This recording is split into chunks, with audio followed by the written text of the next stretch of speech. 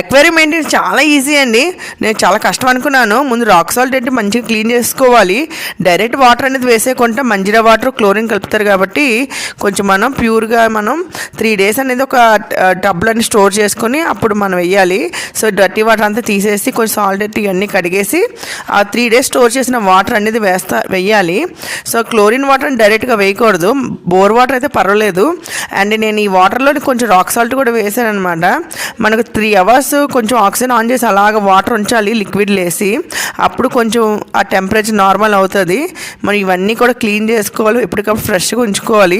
ఈ డ్రాప్స్ కూడా యాడ్ చేసుకోవాలి ఫిషెస్. ముందైతే నా ఫిషెస్ కూడా అలాగే చనిపోయి, తర్వాత నేను రీసెర్చ్ చేసిన తర్వాత తెలిసింది ఇలా చేయాలి అని.